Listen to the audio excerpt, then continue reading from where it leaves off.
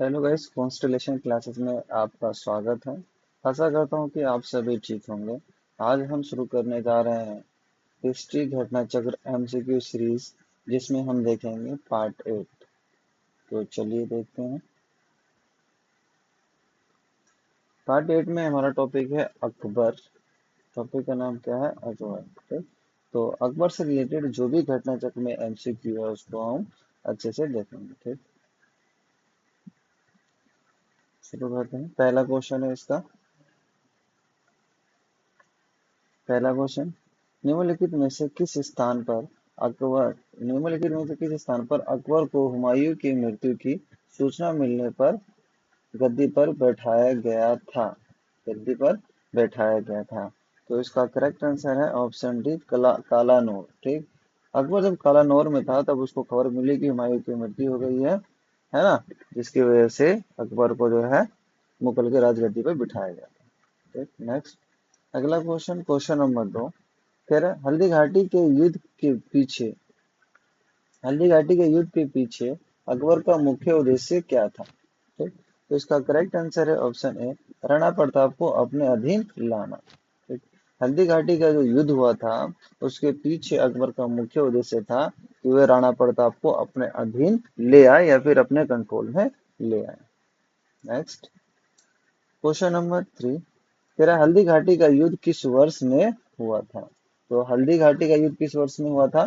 तो correct answer है option B, 1576 ईस्वी में जो है वो हल्दी घाटी का युद्ध हुआ था। ठीक, next. Question number 4, Haldi Ghati के युद्ध में महाराणा प्रताप के सेना के सेनापति कौन थे? हल्दी घाटी का जब युद्ध हुआ था उस समय महाराणा प्रताप के सेनापति कौन थे? सेना के सेनापति कौन थे? तो इसका करेक्ट आंसर है ऑप्शन सी, हकीम खान। हकीम खान जो थे वो महाराणा प्रताप के सेना के सेनापति थे। ठीक, next. Question number 5, Haldi Ghati के युद्ध में महाराणा प्रताप के अलावा राजपूत सेना का सेनापति कौन था? तो इसका करेक्ट आंसर है ऑप्शन बी, हकीम सूर या फिर हकीम। नेक्स्ट, अगला question, question number 6, Haldi Ghati के युद्ध में महाराणा प्रताप के राजपूत सेना का सेनापति कौन था? तो इसका करेक्ट आंसर है ऑप्शन बी, हकीम खान सूर। हकीम बोल दो, हकीम सूर बोल दो या फिर हकीम खान सूर बोल दो, एक ही बात है। ये जो शख्स थे वो महाराणा प्रताप के सेना के सेनापति थे हल्दी घाटी के युद्ध में। ये मानचित्र है, इसको हम करते हैं स्किप, आगे चलते हैं। ठीक। नेक्स्ट, अगला क्वेश्चन है क्वेश्चन नंबर 8, अकबर ने सर्वप्रथम वैवाहिक संबंध अकबर ने सर्वप्रथम वैवाहिक संबंध राजपूत के जिस गृह से स्थापित किए किए किए वह था? इस वैवाहिक संबंध स्थापित किए थे, तो इसका करेक्ट आंसर है ऑप्शन डी, कछवाहों से। ठीक, नेक्स्ट। अगला क्वेश्चन, क्वेश्चन नंबर 9, कह रहा है निम्नलिखित में से किस परिवार ने सर्वप्रथम अकबर के साथ वैवाहिक संबंध स्थापित किए थे? या फिर हम कह सकते हैं अकबर किस राजपूत परिवार ने सर्वप्रथम अकबर के साथ वैवाहिक संबंध स्थापित किए थे? तो इसका करेक्ट आंसर है ऑप्शन सी, कछवाहा। नेक्स्ट, अगला क्वेश्चन, क्वेश्चन नंबर 10, किस चिश्ती संत के दरगाह पर किस चिश्ती संत के दरगाह पर अकबर दर्शन हेतु अधिक जाते थे? उसका करेक्ट आंसर है ऑप्शन ए, मोइनुद्दीन चिश्ती के दरगाह पे अकबर जो है वो अक्सर जाया करते थे दर्शन के लिए। अगला क्वेश्चन, क्वेश्चन नंबर 11, निम्न में से किसे अकबर ने स्वयं मारा था? निम्नलिखित में से कौन से ऐसे शख्स थे जिसे अकबर ने स्वयं मारा था? तो करेक्ट आंसर है ऑप्शन ए, आदम खां। आदम खां को जो है अकबर ने स्वयं मारा था। नेक्स्ट, अगला question, question number 12, Rajputana Rajputana के निम्न राज्यों में से किस एक ने अकबर की संप्रभुता स्वयं स्वीकार नहीं की थी? ठीक। राजपूताना राज्यों मतलब राजपूताना के निम्न राज्यों में से कौन सा ऐसा राज्य था जो अकबर की संप्रभुता जो है वो स्वयं स्वीकार नहीं की थी? तो इसका करेक्ट आंसर है ऑप्शन बी, मेवाड़। ठीक। राजपूतों का राजपूतों मेवाड़ जो है राजपूतों का ऐसा राज्य था जिसने स्वयं जो है अकबर की संप्रभुता स्वीकार नहीं करी थी। नेक्स्ट अगला क्वेश्चन, क्वेश्चन नंबर 13वां कह रहा है किस राजपूत शासन ने मुगलों के विरुद्ध निरंतर स्वतंत्रता का संघर्ष जारी रखा और समर्पण नहीं किया? ठीक, तो इसका करेक्ट आंसर है ऑप्शन बी, मारवाड़ के रावचंद्र सेन। मारवाड़ के रावचंद्र सेन। नेक्स्ट अगला क्वेश्चन, क्वेश्चन नंबर 14 अकबर के साथ युद्ध करने वाली दुर्गावती, अकबर के साथ युद्ध करने वाली दुर्गावती डैश की रानी थी? तो कहाँ की रानी थी? मंडला की रानी थी दुर्गावती। इसने अकबर के साथ युद्ध किया था। नेक्स्ट अगला क्वेश्चन, क्वेश्चन नंबर 15वां कह रहे हैं कि अबुल फजल की मृत्यु इनमें से किसके कारण हुई? अबुल फजल की जो मृत्यु है वो इनमें से किसके कारण हुई थी? तो इसका करेक्ट आंसर है ऑप्शन ए, शहजादा सलीम। शहजादा सलीम के कारण जो है अबुल फजल की मृत्यु हुई थी। नेक्स्ट अगला क्वेश्चन, क्वेश्चन नंबर 16वां निम्न तथ्यों में से कौन सा तथ्य ऐसा है जो अकबर को राष्ट्रीय सम्राट सिद्ध करने में सहायक नहीं है? ठीक, निम्न तथ्यों में से ऐसा कौन सा तथ्य है जो अकबर को राष्ट्रीय सम्राट सिद्ध करने में सहायक नहीं है? तो इसका करेक्ट आंसर है ऑप्शन ए, अकबर ने इस्लाम धर्म को त्याग दिया। अकबर ने इस्लाम धर्म को त्याग दिया। नेक्स्ट अगला क्वेश्चन, क्वेश्चन नंबर 17वां कह रहा है अकबर की लोकप्रियता के कारण थे। अकबर के लोकप्रियता के क्या कारण थे? तो इसका करेक्ट आंसर ऑप्शन डी, मतलब चारों। ए भी मतलब वंशधारी प्रथा, बी धार्मिक नीति, और सी भू राजस्व व्यवस्था, और डी सामाजिक सुधार। ये चारों कारण थे जिसने अकबर को लोकप्रियता या फिर फेमस बना दिया था। नेक्स्ट अगला क्वेश्चन, क्वेश्चन नंबर 18वां कह रहा है निम्नलिखित में से किस मुगल शासक ने तीर्थ यात्रा कर समाप्त कर दिया था? निम्नलिखित में से कौन सा ऐसे मुस्लिम शासक थे जिसने तीर्थ यात्रा कर को बिल्कुल समाप्त कर दिया था? तो इसका करेक्ट आंसर है ऑप्शन डी, डी में अकबर। अकबर एक ऐसा मुगल शासक थे जिसने तीर्थ यात्रा कर को समाप्त कर दिए थे। नेक्स्ट अगला क्वेश्चन, क्वेश्चन नंबर 19 निम्नलिखित बादशाहों में से किसको प्रबुद्ध निरंकुश कहा जा सकता है? निम्नलिखित में से किस बादशाह को प्रबुद्ध निरंकुश कहा जा सकता है? तो करेक्ट आंसर है ऑप्शन सी, अकबर। अकबर का जो है वो प्रबुद्ध निरंकुश कहा जा सकता है। नेक्स्ट अगला क्वेश्चन, क्वेश्चन नंबर 20वां कह रहे हैं निम्नलिखित घटनाओं पर विचार कीजिए तथा उनको काल अनुक्रम अनुसार व्यवस्थित कीजिए। तो इसका करेक्ट आंसर है ऑप्शन डी, मीन्स 3 1 4 2। पहले आएगा 3, फिर उसके बाद आएगा 1, उसके बाद आएगा 4, उसके बाद आएगा 2। मतलब पहली घटना मालवा पर मुगल आक्रमण, ठीक। दूसरी अम्बेर की राजकुमारी से अकबर का विवाह। तीसरी घटना उड़ीसा पर कर रानी की विजय। और चौथा घटना तुकारोई का युद्ध, ठीक।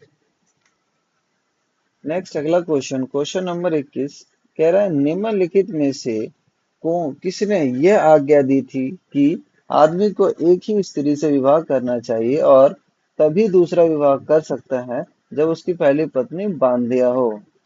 ठीक, तो इसका करेक्ट आंसर है ऑप्शन सी, अकबर ने ऐसी बात कही थी। ठीक, नेक्स्ट क्वेश्चन नंबर 22 कह रहा है निम्नलिखित कथनों में से कौन सा सही है?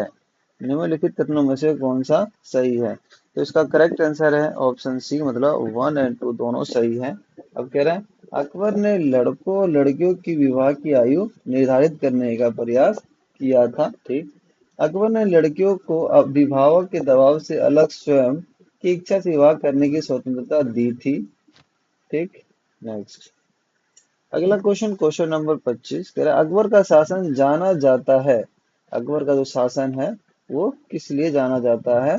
तो इसका करेक्ट आंसर है 1 और 2 होगा, फिर भी एक बार चेकआउट, ऑप्शन बी, मतलब 1 और 2। क्षेत्रों को जीतने के लिए जाना जाता है अकबर का शासन। दूसरा है अपनी प्रशासनिक व्यवस्था के लिए जाना जाता है अकबर का शासन, बाकी न्यायिक प्रशासन के लिए नहीं, और उसकी धार्मिक कट्टरता के लिए नहीं, ठीक। Next. अगला क्वेश्चन, क्वेश्चन नंबर 24। अकबर के शासनकाल में पुनर्गठित केंद्रीय प्रशासन तंत्र के अंतर्गत सैनिक विभाग का प्रमुख कौन था? ठीक, तो इसका करेक्ट आंसर है ऑप्शन बी, मीर बख्शी। मीर बख्शी जो थे वो अकबर के शासनकाल में मिलिट्री डिपार्टमेंट के हेड होते थे, मीर बख्शी। नेक्स्ट अगला क्वेश्चन, क्वेश्चन नंबर 25। अकबर कालीन सैन्य व्यवस्था, अकबर के समय का जो सैन्य व्यवस्था था वो किस पर आधारित थी? करेक्ट आंसर है ऑप्शन ए, मनसबदारी व्यवस्था पर आधारित थी अकबर का सैन्य व्यवस्था। नेक्स्ट अगला क्वेश्चन, क्वेश्चन नंबर 26 कह रहा है मध्यकालीन भारत में मनसबदारी व्यवस्था क्यों लागू की गई थी? मध्यकालीन भारत में मनसबदारी व्यवस्था जो है वो क्यों लागू की गई थी? इसका करेक्ट आंसर है ऑप्शन डी, स्वच्छ प्रशासन सुनिश्चित करने के लिए। स्वच्छ प्रशासन सुनिश्चित करने के लिए मध्यकालीन भारत में मनसबदारी व्यवस्था लाई गई थी। नेक्स्ट अगला क्वेश्चन, क्वेश्चन नंबर 27। अकबर द्वारा दीवान का पूर्ण रूपेण दर्जा दिए जाने वाला प्रथम व्यक्ति था। तो इसका करेक्ट आंसर है ऑप्शन सी, मुजफ्फर खां तुर्बती। मुजफ्फर खां तुर्बती। नेक्स्ट अगला क्वेश्चन, क्वेश्चन नंबर है 28। अकबर ने जिस मनसबदारी प्रणाली को लागू किया वह किस देश में प्रचलित प्रणाली से उधार ली गई थी? तो करेक्ट आंसर है ऑप्शन सी, मंगोलिया से ली गई थी अकबर द्वारा प्रचलित मनसबदारी प्रणाली। नेक्स्ट अगला क्वेश्चन, क्वेश्चन नंबर 29 कह रहा है अकबर के काल में हर 10 ये कथन निष्कर्ष वाला है, एक बार हम उसका देख लेते हैं। ये अरबी दोनों ठीक है। कह रहा है अकबर के काल में हर 10 घुड़सवार सैनिकों के लिए मनसबदारों को 20 घोड़ों का रखरखाव करना पड़ता था। 10 घुड़सवार सैनिकों के लिए 20 घोड़े चाहिए होते थे। ठीक, और घोड़ों को यात्रा में आराम देना होता था और युद्ध के समय उनका बदलना आवश्यक होता था। 10 घुड़सवार है तो उसके लिए 20 घोड़े होने चाहिए, क्योंकि युद्ध के समय अगर उन्हें घोड़े चेंज करने हो तो वो आसानी से कर ले। ठीक, तो इसका करेक्ट आंसर है ऑप्शन ए तथा आर दोनों सही है और आर ए की सही व्याख्या करता है।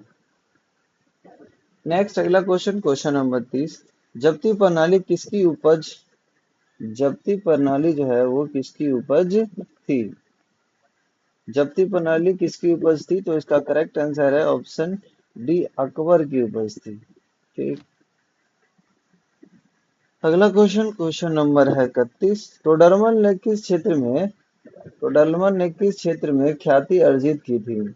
टोडरमल ने किस क्षेत्र में ख्याति अर्जित की थी? तो करेक्ट आंसर है ऑप्शन बी, भू राजस्व मीन्स रेवेन्यू। रेवेन्यू में जो है वो ख्याति प्राप्त की थी किसने? टोडरमल ने। नेक्स्ट अगला क्वेश्चन, क्वेश्चन नंबर 32 कह रहा है इनमें से किस कर व्यवस्था को बंदोबस्त व्यवस्था के नाम से भी जाना जाता है? इनमें से किस कर व्यवस्था को बंदोबस्त व्यवस्था के नाम से भी जाना जाता है? तो इसका करेक्ट आंसर है ऑप्शन बी, देहसाला। देहसाला व्यवस्था को जो है बंदोबस्त व्यवस्था के नाम से भी जाना जाता है, जो एक कर व्यवस्था है। नेक्स्ट अगला क्वेश्चन, क्वेश्चन नंबर 33। टोडरमल संबंधित थे रेवेन्यू से, मतलब माल गुजारी सुधारों से संबंधित थे कौन? टोडरमल। ठीक, नेक्स्ट अगला क्वेश्चन है क्वेश्चन नंबर 34। मुगल सम्राट अकबर से संबंधित निम्नलिखित कथनों पर विचार कीजिए। इसका करेक्ट आंसर है ऑप्शन सी, ओनली थर्ड सही है, मतलब अबुल फजल आईन अकबरी के लेखक थे। बस हमें यही जानना था।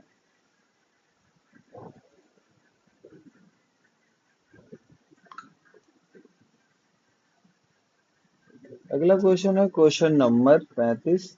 कह रहा है भू राजस्व व्यवस्था के क्षेत्र में शेरशाह एवं अकबर के मध्य निम्नलिखित में से कौन नेतृत्व की कड़ी थी? तो इसका करेक्ट आंसर है ऑप्शन बी, टोडरमल थे। ठीक,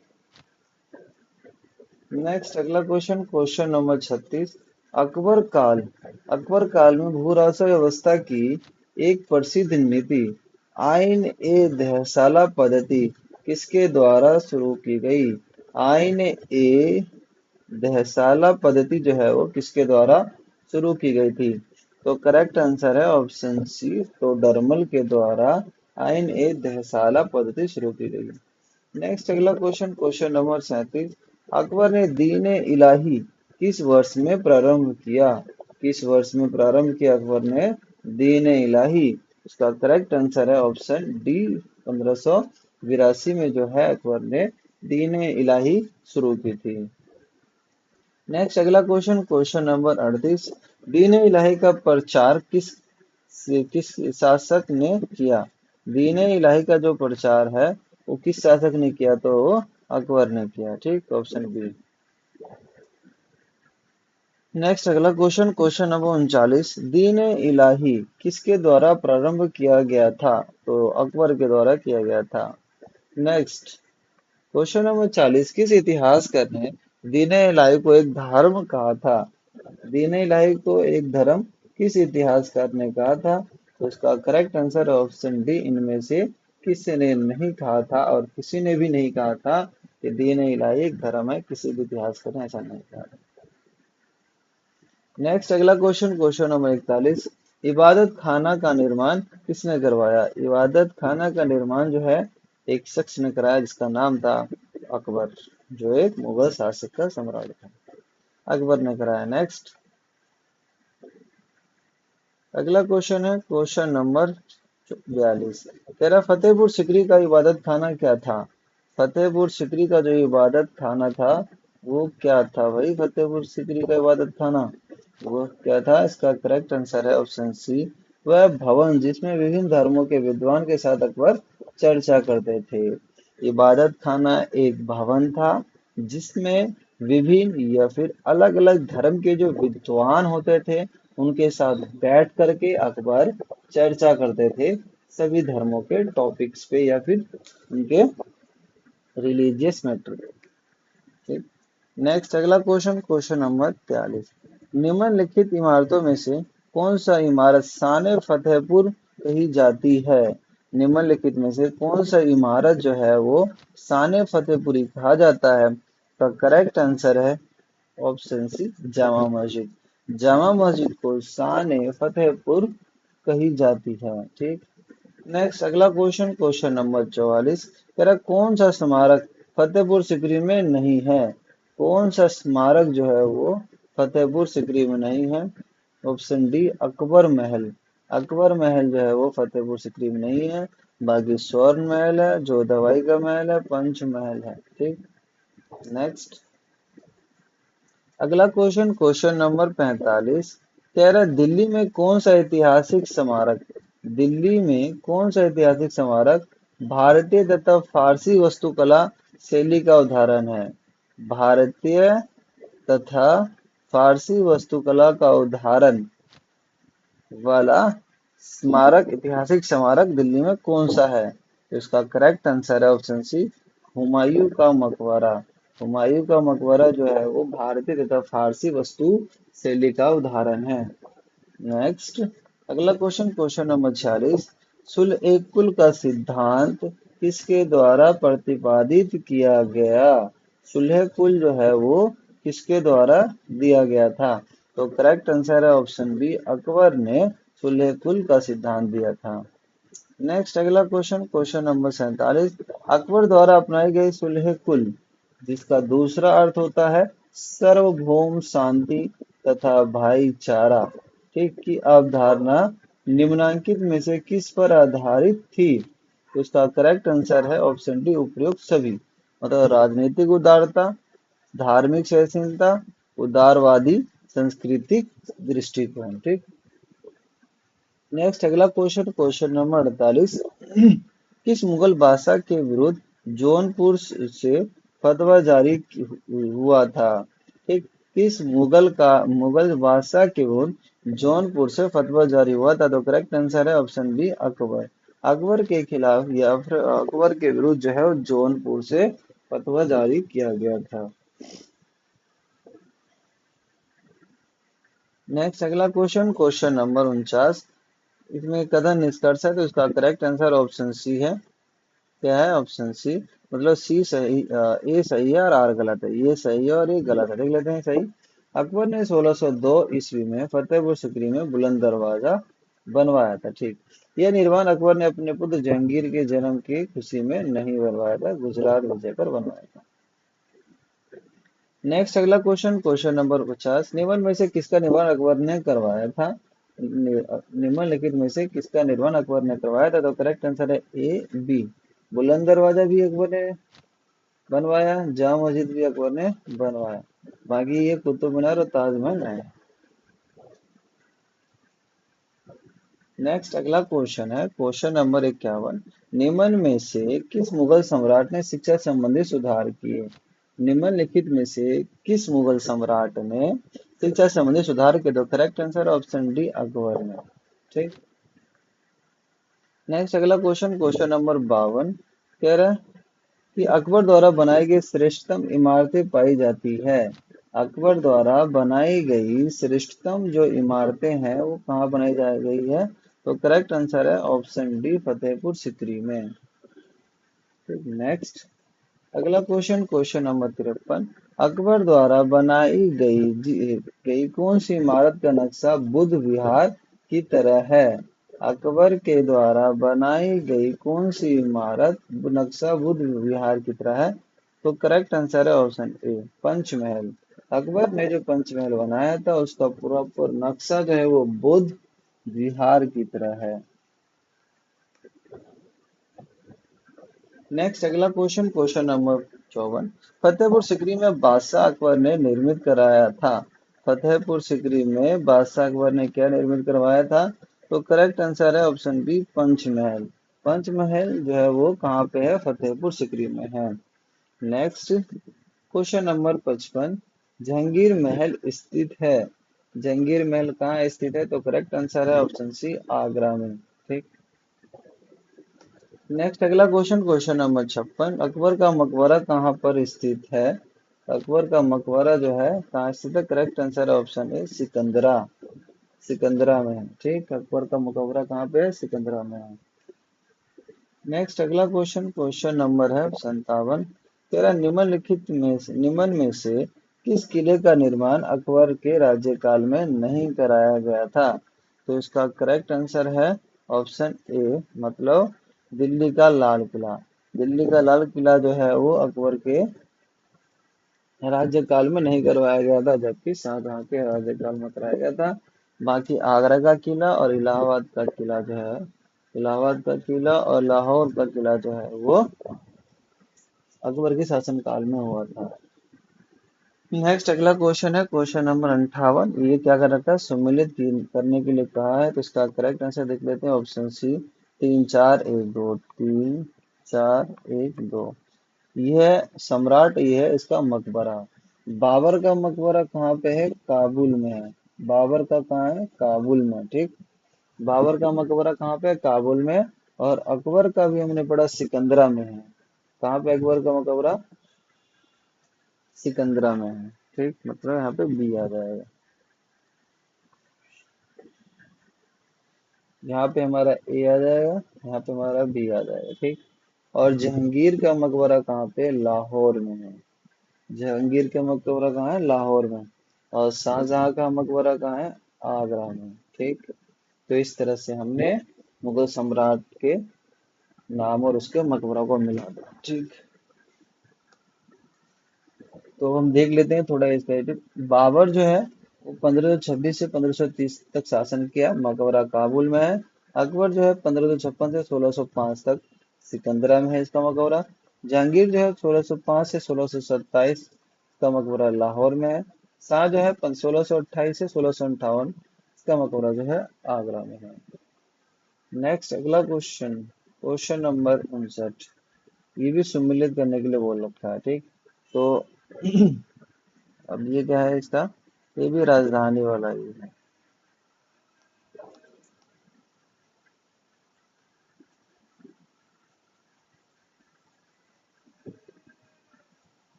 1 2 3 4।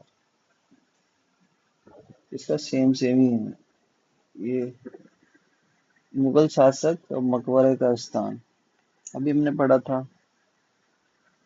अकबर का कहाँ है? सिकंदरा में। जहांगीर का कहाँ है? काबुल में। हुमायूं का कहाँ है? दिल्ली में। बाबर का कहाँ है? काबुल में। ठीक। तो इस तरह से हमने मुगल सम्राट के मकबरों को फिर से मिला दिया। बाबर कहाँ है? काबुल। हुमायूं कहाँ है? दिल्ली। अकबर कहाँ है? सिकंदरा। जहांगीर कहाँ है? लाहौर। इसे देख लेते हैं। बाबर काबुल, हुमायूं दिल्ली, अकबर सिकंदरा, जहांगीर लाहौर। ठीक। नेक्स्ट अगला क्वेश्चन, क्वेश्चन नंबर 7। अकबर के काल में महाभारत का फारसी अनुवाद किस जिसके निर्देश में हुआ? तो उसका करेक्ट आंसर है ऑप्शन डी, फैजी। अकबर के काल में महाभारत का फारसी अनुवाद जो है वो फैजी के निर्देशन में हुआ था। नेक्स्ट अगला क्वेश्चन, क्वेश्चन नंबर 61। कह रहे हैं निम्नलिखित में से किसने महाभारत का फारसी में अनुवाद किया? निम्नलिखित में से किसने महाभारत का फारसी में अनुवाद किया? तो फारसी में अनुवाद महाभारत का किसने किया था? करेक्ट आंसर ऑप्शन है अब्दुल कादिर बदायूनी। अब्दुल कादिर बदायूनी ने जो क्या किया था, महाभारत का फारसी में अनुवाद किया था। नेक्स्ट अगला क्वेश्चन, क्वेश्चन नंबर 62।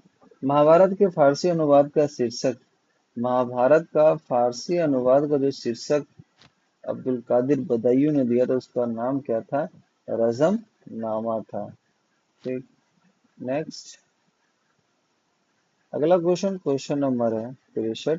कह रहा है 16वीं शताब्दी में संपन्न महाभारत का फारसी अनुवाद कहलाता है।